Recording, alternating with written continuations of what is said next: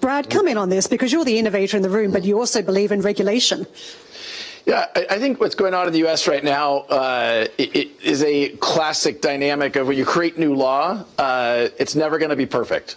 And, I think what's the dynamic within the industry and working with Congress has been kind of, I subscribe to the idea that perfection is the enemy of good, and you can't get to perfection. And so I think Brian's exactly right. We're as close as we've ever been in providing that clarity. As some in the room probably know, Ripple lived through a 5-year battle with the U.S. government being sued because of the lack of clarity.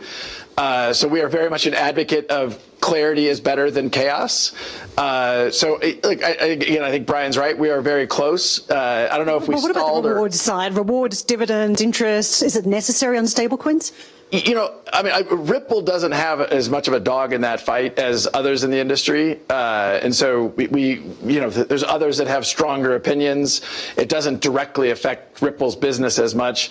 I agree in some ways that, look, competition is good, and I agree very much with the idea of level playing field. Now, I also think a level playing field goes two ways, in that crypto companies should be held to standards that banks are, and banks should be held to standards that crypto companies are in order to compete. So I don't think that's a one-way street that somehow Team Crypto gets to have, a certain pass in some way.